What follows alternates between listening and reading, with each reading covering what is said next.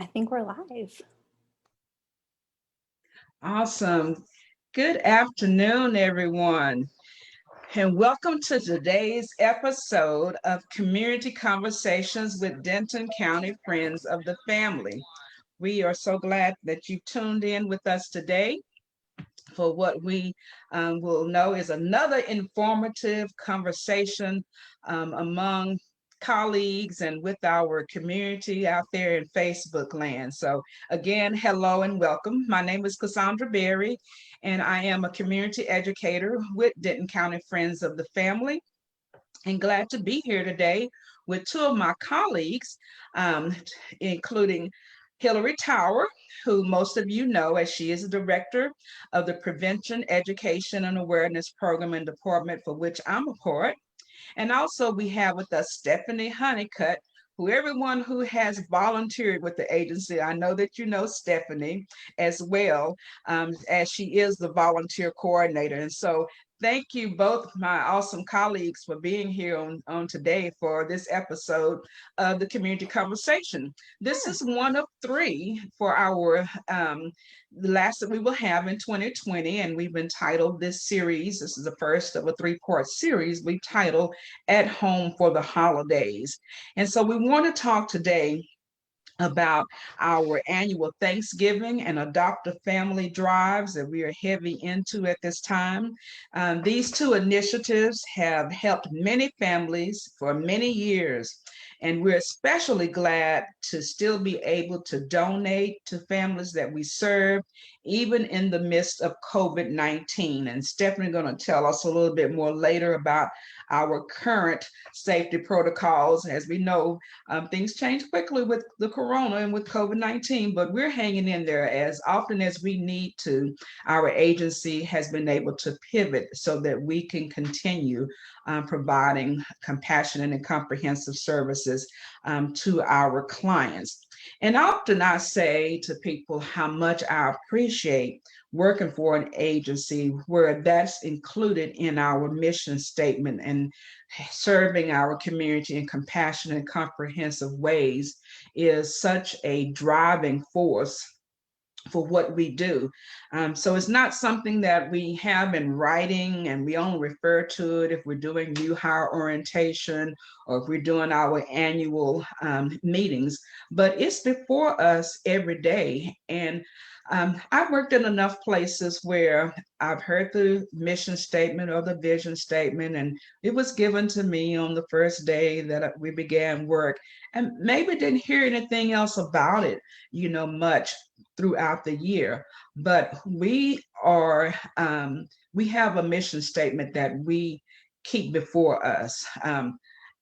It's not included on our annual evaluation, but if anytime we were asked to recite it as a part of our evaluation, I think that we all could do that without hesitation or pause, just because it is an active statement. It's a real commitment to what we do. And we use that as a reminder about how important it is that we provide an essential function and how we don't put trauma on top of trauma by not providing those compassionate and comprehensive services. So, as you might say, well, Cassandra must bleed purple. Yes, we all do, because we're committed to what we are doing in providing place for our clients to move from a place of crisis to a place of confidence. Um, so we're going to just have an organic conversation as we do if we were sitting around the office about our passion for Denton County Friends of the Family, our passion for the people that we serve, our passion for the partnerships that we have. Every time I turn around, we are gaining more and more partners through, I get to do the volunteer orientations with Stephanie, and every time we have a large group that, we get excited.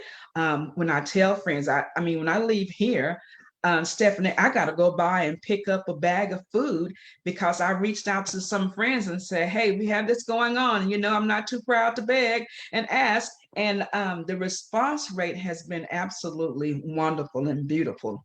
But Hillary, you've been here for the longest between the three of us, almost 15 years now. So you are a wealth of knowledge. Earlier, we were in a meeting and one of our colleagues said, if I could just put something in Hillary's brain and just extrapolate all the knowledge that she has, I'd be like the smartest person in the world. And, we said that jokingly, but she is often the go-to person for a lot of things that we, want to know about the agency, about the history of the agency because of your tenure with Friends of the Family. So you've worn many hats over this Indeed. period of time, and your hair is still beautiful, so you don't have hat hair. So we just want you to tell us a little bit about the history of these two programs, your involvement in it in years past and still, because we all support one another in our efforts. What you've seen as far as the growth and the benefits, everything that you want us to know in Facebook land to know about the wonderful services and the holiday things that we do for our clients. Just let us know about that right now. Sure. So you mentioned I have a long history with the agency. And so I've been a staff member for almost 15 years. And I was a SAT, or a Survivors Advocacy Team volunteer, prior to that. And even as a SAT, for Denton County Friends of the Family was doing Adopt a Family. And so it has been around for a very long time. And in the beginning, it started out as many type of holiday adoptive child things do as an angel tree in our community, and people would be able to access and adopt a child off of as an ornament off of a Christmas tree. And as the program grew, that became in a lot of ways, although it's neat symbolically, it is not efficient from a business standpoint. And so there had to be some adaptations on how to adopt a family. And over time, the Thanksgiving drive also began. And so you mentioned that one of the hats that I wore at one point is the volunteer coordinator position. And of course, that position now has a different name and entails more than it did when I was in the position. When I did the position, it was called the volunteer coordinator, and it was simply coordinating volunteers and in-kind donation drives and adopt a family. And now it is much more than that. The role that Stephanie Honeycutt is in, and in fact, the role that she's in has split into several roles, and now there are multiple staff people who do those things. Thank goodness. And I, always am a proponent of that role could be several more things for sure. And so for me, in the position and the history of that, the Thanksgiving drive is what we have going on right now, honestly, at Denton County Friends of the Family. And that was born out of Adopt a Family in a way, just thinking about as part of Adopt a Family, which is often gifts for kids, and many people who adopt our child clients also want to adopt the mom client and get gifts for them at Christmas time or the holiday time. And really, we begin to include over time, like, oh, we're giving gifts, but what about food? How are they feeding their families during the holiday? And then it became, well, Thanksgiving is also a holiday that is often centered around food. And what are we as an agency doing to make sure that our families that we serve are having the ability to host a meal for their family, and not even for an extended family, but at a real basic level, how are they feeding their kids and themselves at Thanksgiving? And so the Thanksgiving drive was born from that. I think this is a time of year that so many people love. It's a season of giving, a time that often people look forward to spending time with their families. The crisp air, yummy food, delicious beverages, fragrant candles, whatever it is. I think so many people love fall as it rolls into winter. And this is a time when people often dive fully into that holiday spirit and want to give to charities or to help those in need.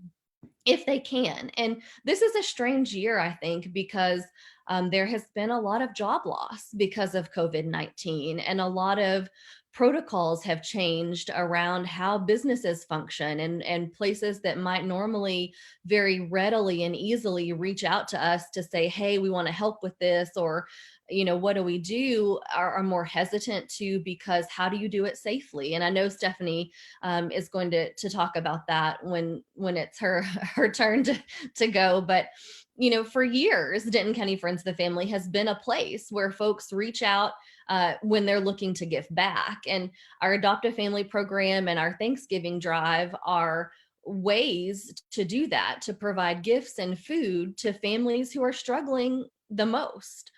And in my when I got to serve as the volunteer coordinator, it was early in my career at Friends of the Family, and it was just such a privilege. And I often look back on that time in that role with such joy and such gratefulness, because honestly, I got to see our community at its very best, at its most kind and most generous.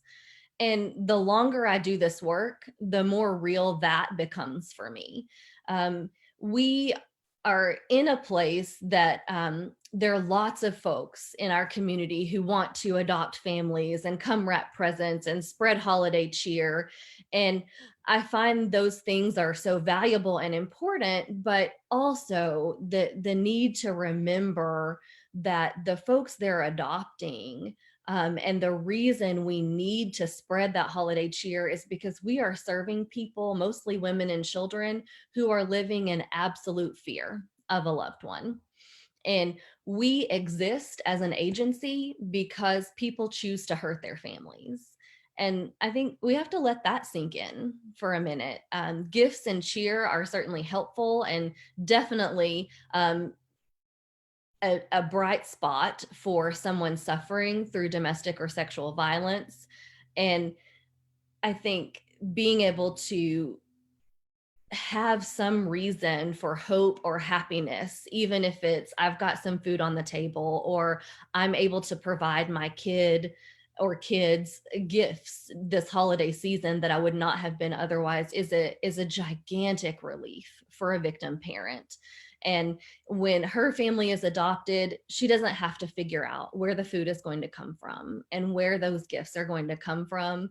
And so I think that is so valuable. And of course, I always have to, make sure people know when the season of giving is done, she and her children still are clients at Friends of the Family, and they still have trauma to work through. And we still Exactly. need you to partner with us and be in the holiday spirit year round with us, if you will. But I know, what is it about this time of year that makes folks extra generous?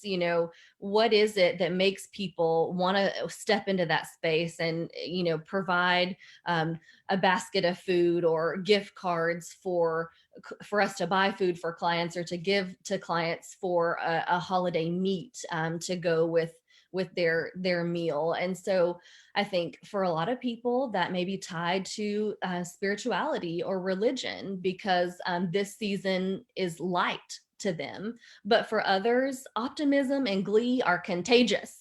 And y'all know, for me, this is one of my favorite times of year.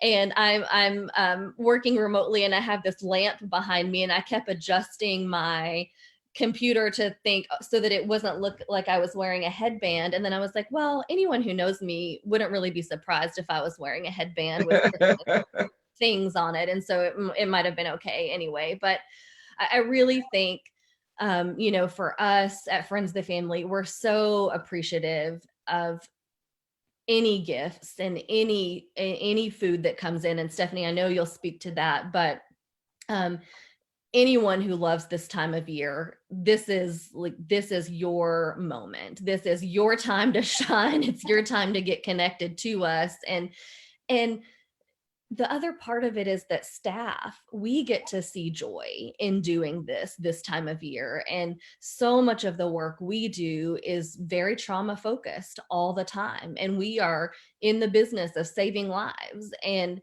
that can be a lot of work in the trenches. And so we like the light and hope of this time of year too, and getting to see our community really rally around the Thanksgiving drive and adopt a family.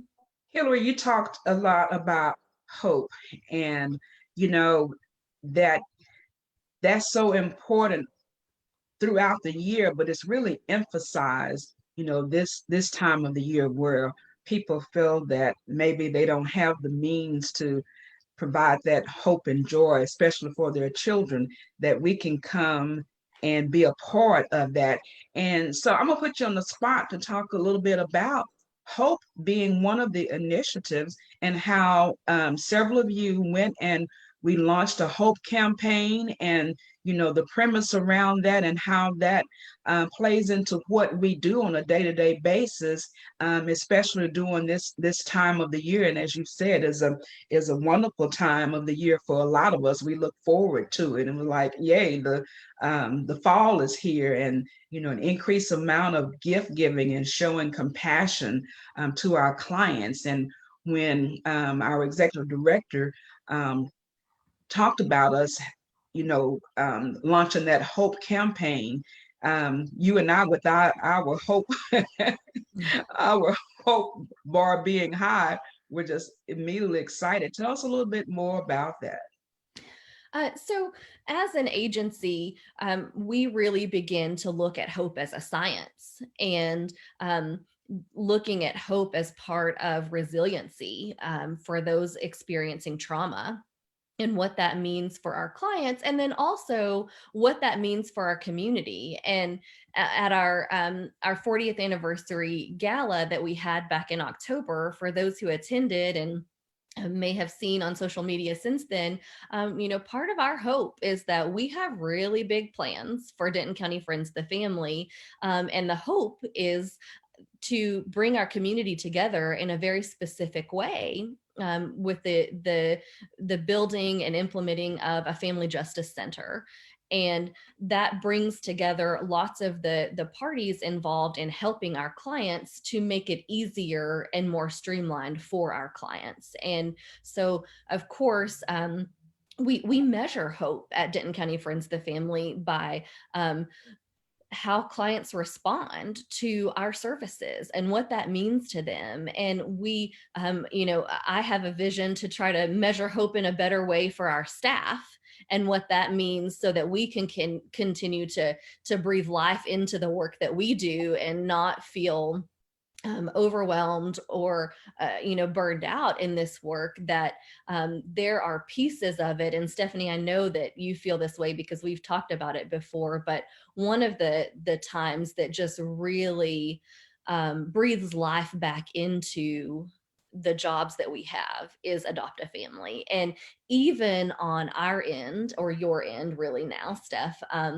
it's overwhelming. There's a lot to manage, and it's you know getting client information, and getting sending it out, and then a donor saying, actually, we have daughters, and so we wanted to adopt a girl child, can we trade? And there's a lot of things like that happen on Stephanie's end of adopt a family, and so it can feel like you begin to get bogged down in the minutia.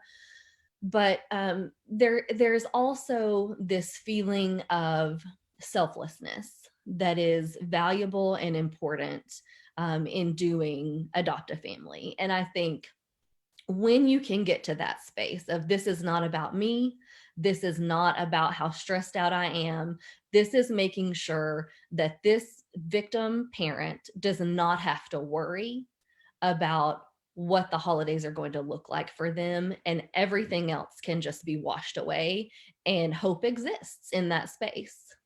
Well, I appreciate how you talk about the hope, not only for our clients, but for us as service providers, and how that reignites the fuel under us. And talking about our selflessness, it's important that for a staff of only about 70 to 75 people, serving a population of in excess of 800 in all of Denton, 800,000 in all of Denton County, it's necessary that we have that selfless attitude, that we, embrace hope and be able to, help one another facilitate the things that we need to do.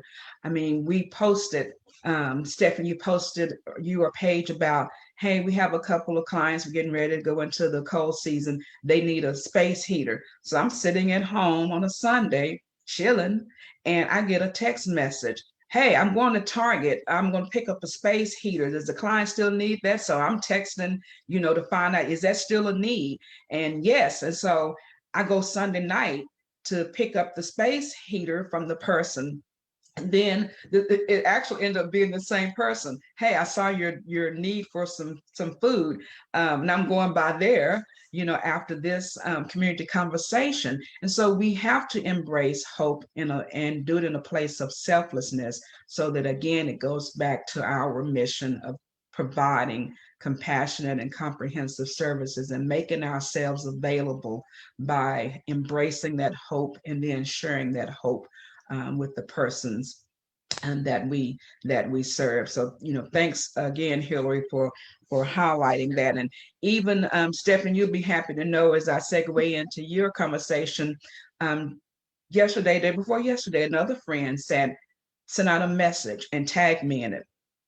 I am collecting monies for friends of the family to buy gifts, instead of us, stacking up on gifts, things we're not going to need. We don't need, she said, we don't need new clothes because we're not going anywhere, and so So true. let's put our monies toward collecting as a family and then making that contribution to friends of the family. And we had a Love family it. who reached out to me last year, and they raised in excess of $300. And so to hear that that's already on the mindsets of people who support us, I was like, yay, awesome. And so I'm glad this is the first time I've had a chance to tell you that, and hope to see more of that. So Stephanie, I just use the term volunteer coordinator because we have such long titles, because we do a lot, and you do more than, and it's easier. So tell us a little bit about how these campaigns have gone the last couple of years of you in this position, what you see that's happening this year. And let our friends and families and partners here in Facebook tell us, know what it is that they can do. Maybe we just planted a seed or an idea of, hey, let's do Christmas different, and give something to somebody who may not otherwise have the ability to do for their family. So Stephanie, what's going on? So I'm in my second year now with Denton County Friends of the Family. And my first year, we almost doubled our numbers in children that we provided gifts for. And then last year I got really ambitious and was like, let's include moms. And I loved including moms. We just didn't have the manpower or space to duplicate that again this year. So we are still providing our amazing gifts to our clients' kiddos this year through our Adopt a Family program. And I absolutely love this time of year. It's crazy. It's busy. It's hectic. I've got a lot of donors saying, when am I getting my list? Guess what? You're getting them on November 23rd. I promise you'll get them out. But we're already getting kids registered, sent in registration. We, as of today, have almost 500 kids signed up for Adopt a Family, and registration doesn't end for another week and a half or so. So we're going to have more kids. And so we really need our community to come together and help us provide those kids with a wonderful Christmas. One of the things that we are doing differently this year is we're providing the toys and clothing items for children ages 0 to 12 years of age, and then clothing and gift cards to children ages 13 to 18, so that they can choose their own gifts, or mom can go shop for them. It's a little bit more personalized that way. So a lot of things that are different this year is because of COVID, we're doing curbside pickup. And we're doing that for our Thanksgiving drive and our Adopt a Family, where our clients are going to drive through, pop open their trunk or open their back door, and we will place the items into their vehicle. So our Thanksgiving drive is in full swing. I was talking to Hillary and Cassandra, like, I didn't dress up nice today because I'm sorry, I'm quiet. So part of the reason I'm quiet is because I'm at our outreach office. And I'm in one of our like Hope training room. Speaking of Hope, I'm happily in our Hope training room right now. And I've got the Well planned. Well planned. I thought it out. And we've got a bunch of Thanksgiving foods coming in. It's been really great. We've had a lot of people sign up and donate money, as well as ship items through our Amazon Smile wish list. Every day we're getting a new package in from Amazon, which is really exciting. And I'm going to lift up real quick and show you what a reusable shopping bag looks like and how heavy it is, but bear with me. I love to see the Amazon packages when they come in my door. So I know you're having a heyday over there seeing them come in. So this isn't TJ Maxx. This is just a bag that somebody filled with foodstuffs. It's really great. We pack those up. So the reason we do the reusable bags, my first year doing this, we were filling the bags in Kroger bags, Walmart bags, the plastic bags that you throw away, but shouldn't because they're bad for our landfill. We were using those and we were having a double bag. There wasn't enough space. They were breaking. It was a mess. And so I was like, one, let's be good for the earth and start doing reusable bags. And two, make it where mom doesn't have to, she can carry more in those bags and they are sturdier and easier to carry out her food, and she can use them for shopping later on.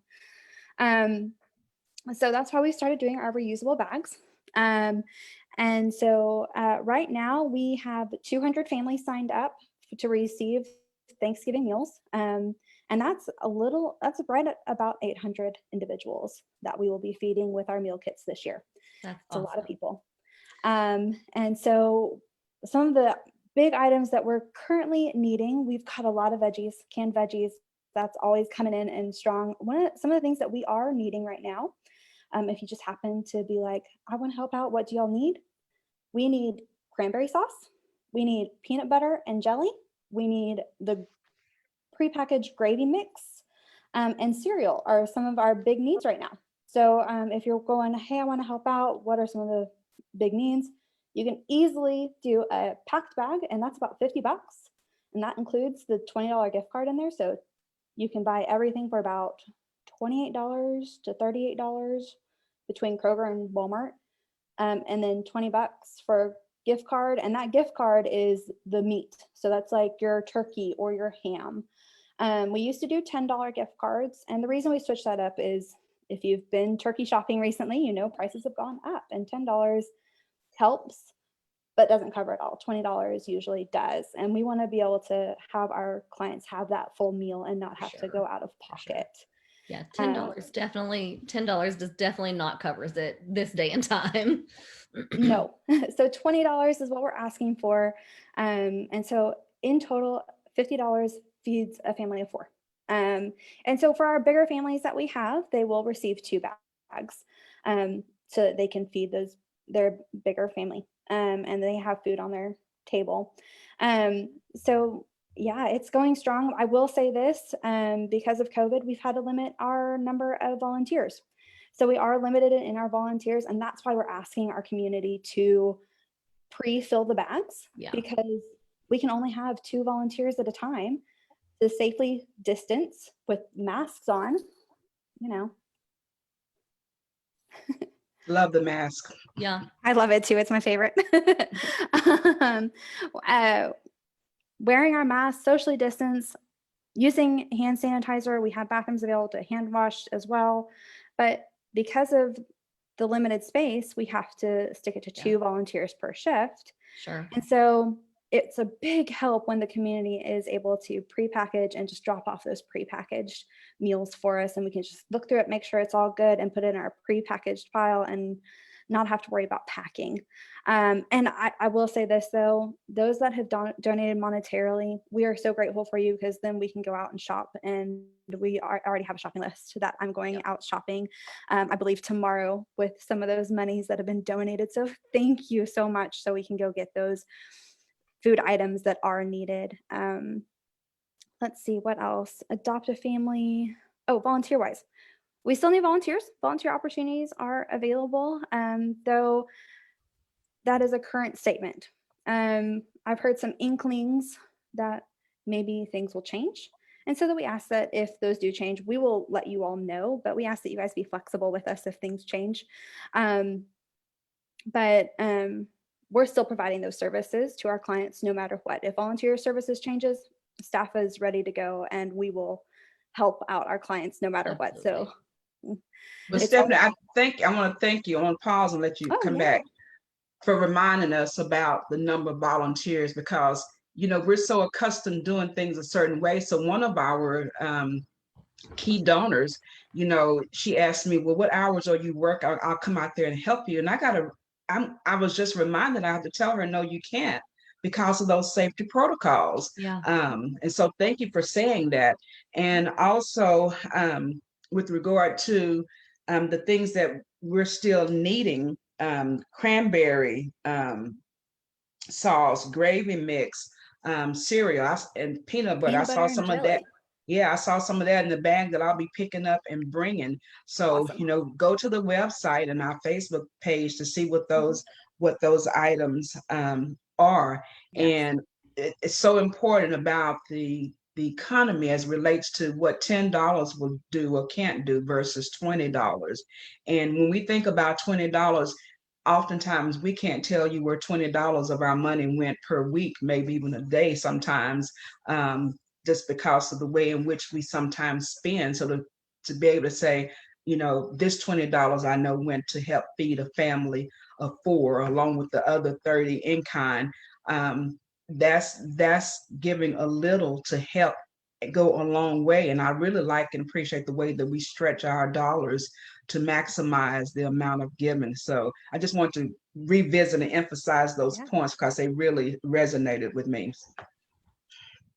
Yes, those are some of our biggest needs. I think, oh yeah, one of the other things, sorry, I'm going to go back. A few of those other items that we need are the canned pre-made pumpkin pie mix and Love a pie pumpkin crust. pie. I mean, it's a necessity almost. It's For sure. Thanksgiving. You have to have a little bit of pumpkin somewhere in there. So those are some of our big ticketed items that we're still really needing for our Thanksgiving drive. I already know we've had some great donors come out. Today we had one group, the Selwyn School brought in over 1,400 pounds of food today That's alone. fantastic. A lot of rice and beans and canned veggies. So that's why I'm saying we're good on the canned veggies. It was amazing having it all brought in. It was like, wow, this is so great. I love when our community comes together to help us out. It really means a lot to us. I know that tomorrow we have, I believe, Target distribution centers coming to bring some prepackaged meals to us. So we really love our community and what they're able to do for us.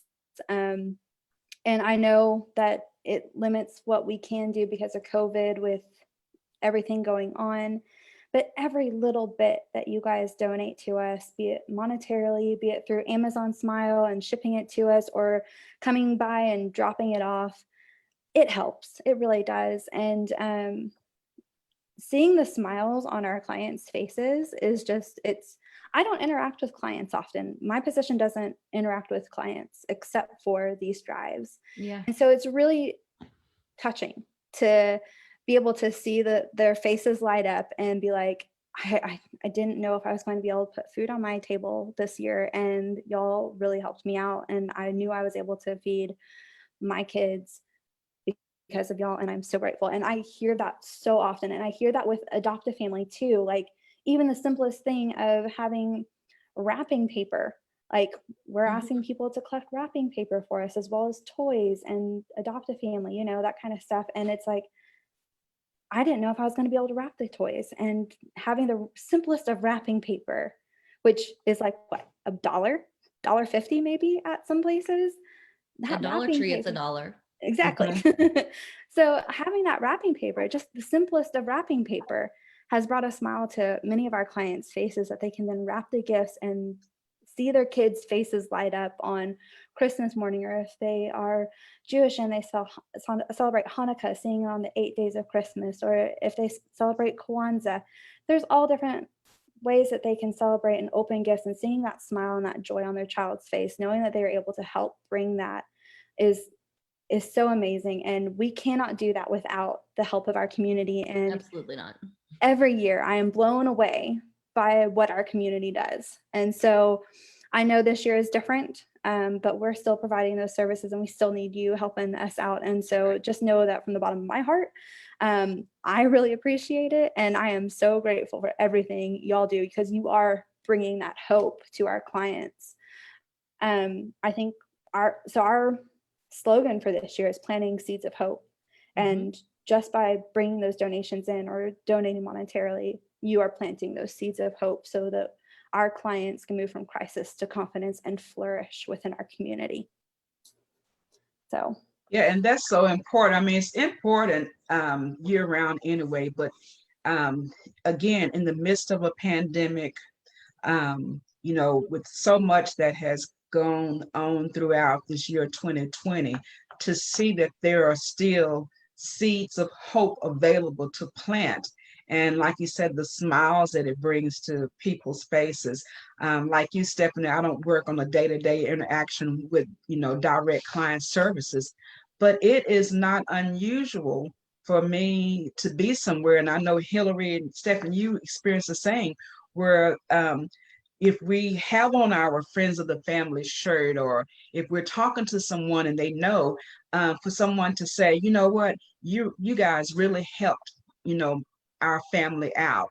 I didn't I've gotten know, that a few like I times said, too. I didn't know how I was going to provide for my family, and didn't count on friends of the family was right there, or people to say, you know what, you really helped, my daughter, out of a situation, and I want to give back. And so that those seeds of hope are still available to plant and still are growing in the midst of COVID-19. And that makes me smile and makes me that much more excited about, being at Friends of the Family and doing the work that we do. So tell me what else you would like for Facebook family and friends to know about. Hillary, maybe remind people we're at hashtag more than just a shelter.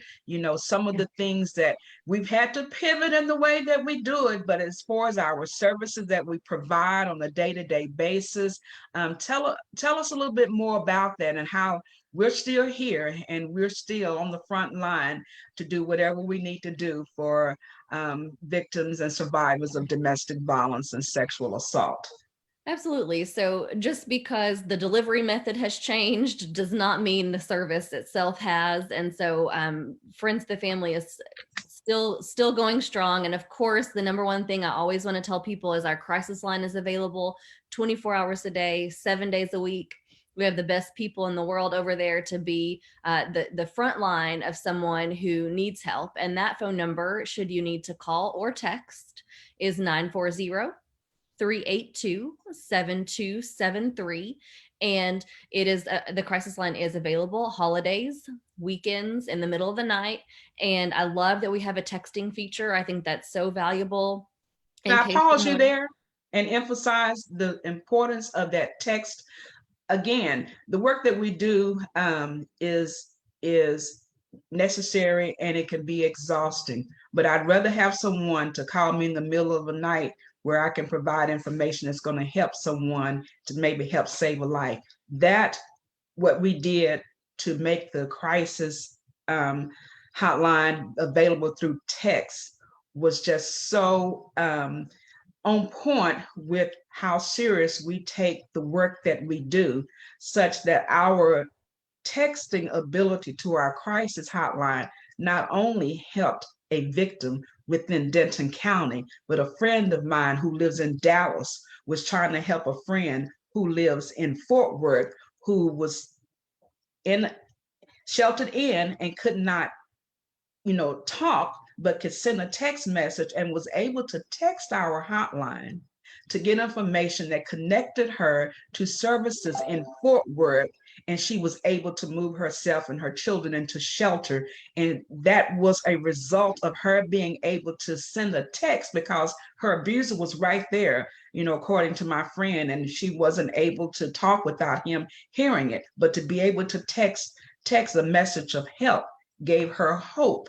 And that hope then turned into providing her with an outlet and getting her to a safe place. I just had to interrupt you and tell No, that because I'm it's glad so you did. awesome. It was better than what I would have said about the text line. So perfect. We are still providing services through our sexual assault and domestic violence counseling and advocacy. And so intakes, advocacy, and counseling have not stopped. Those things are still going. They may look differently, but they are absolutely still happening. The survivors advocacy team is up and running using an iPad. And so that is back going on in our community. Of course, our legal team is still functioning, actually, I think at a greater capacity than we were in person, just because of some of the ways that they've been able to pivot their services. Prevention, education, and awareness. Obviously, we have pivoted many trainings to be virtual or online or via Zoom or via WebEx, depending on what the requester has going on. BIP has pivoted their services. So our battering intervention and prevention program is providing virtual groups at this time. And essentially nothing that we've done or that we do has stopped.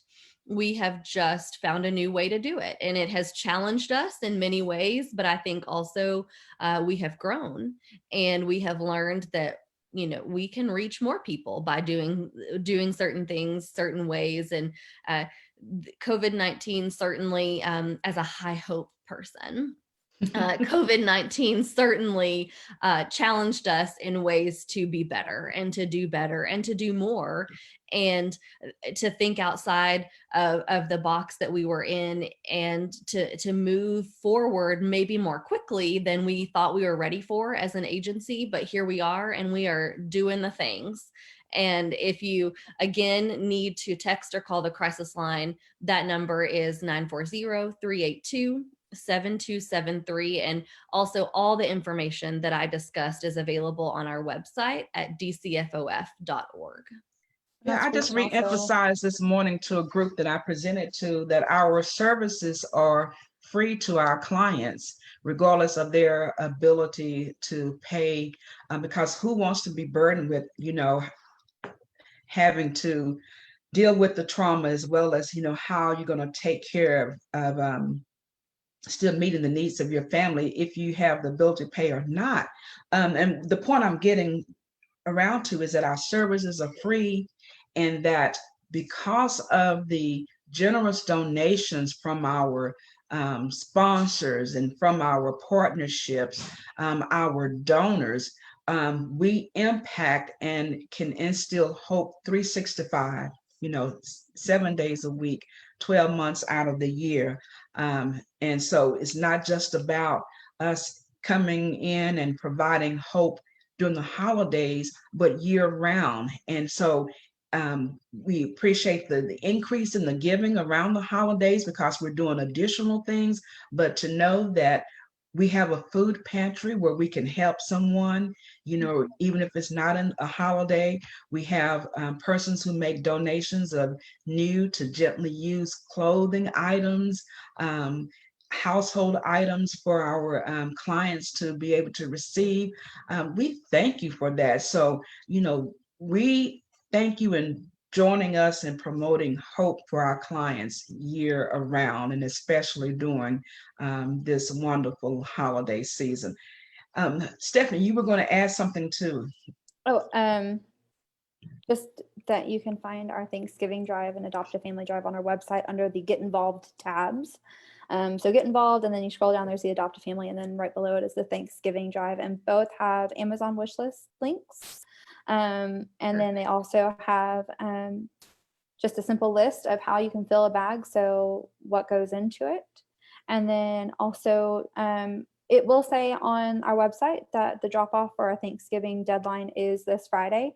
However, because the need is great, we're not handing out until next week as it is. So if you want to help us out and drop off on Monday or Tuesday of next week, we will happily accept donations even up until Wednesday or Thursday, even at this point. So if you want to donate, please feel free to drop them off at our outreach office. There's a little sign that says to give us a call. It's my direct line, that you can reach out to me when you arrive, and I will meet you at the door and get those donated items from you. So I want to say thank you all for those that have donated and those who are going to donate. We really because we've inspired the masses at this point. So there's Mhm. no one who watched this who's not going to donate and tell 4 people. That's just how that works.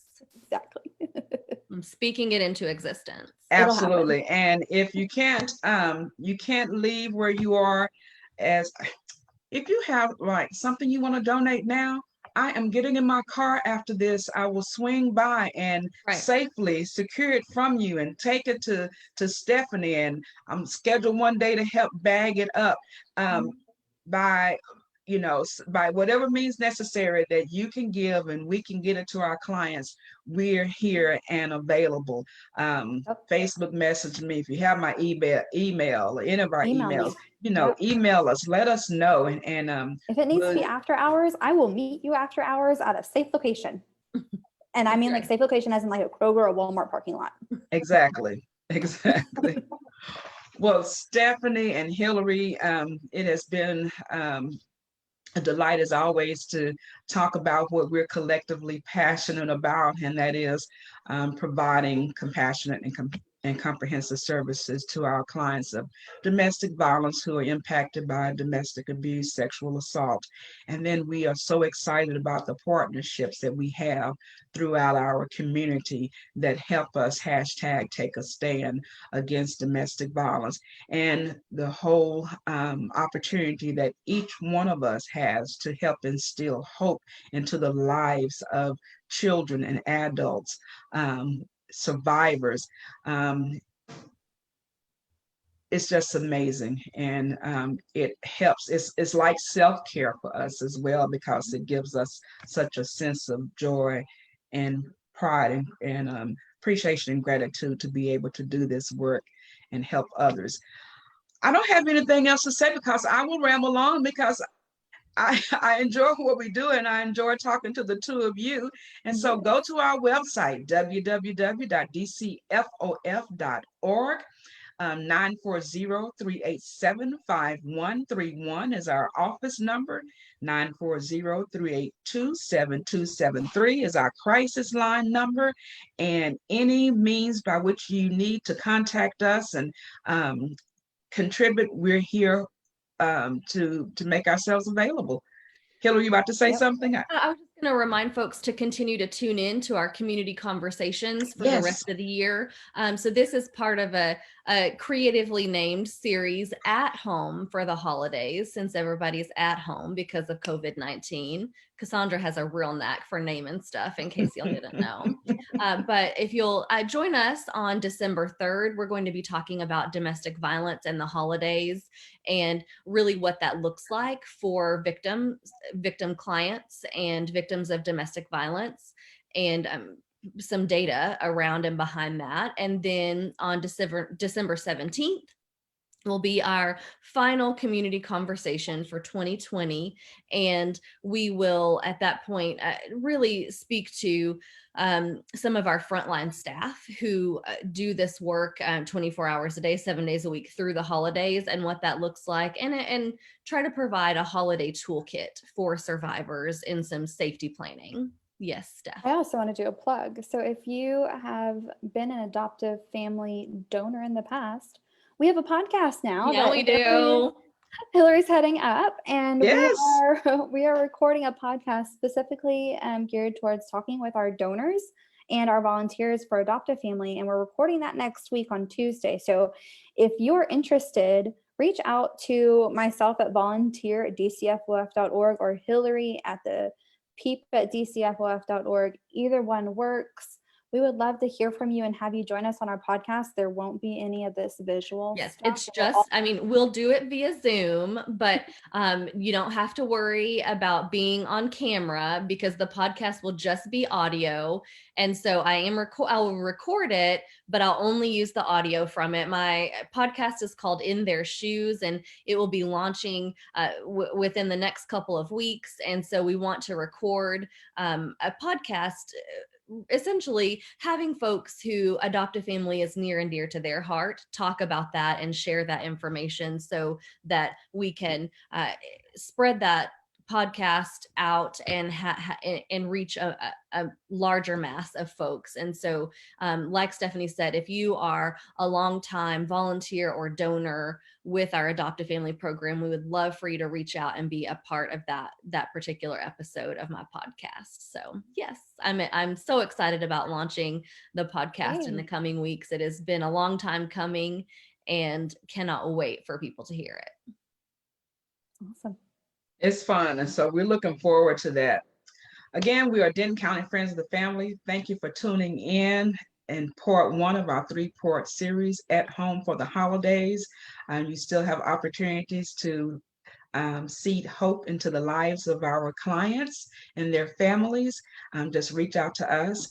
And at any point that you have a need for us with regard to sharing information about the realities of domestic violence and sexual assault, helping give information about safety planning, red flags and warning signs, things that you can do to raise the conscience and awareness for yourself and others within your sphere of influence.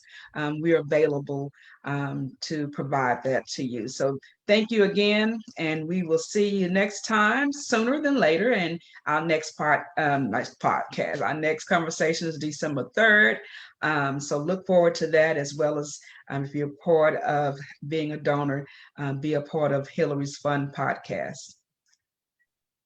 Thank you. Bye, everyone. Thanks so much. Bye. Thank you. Thank you.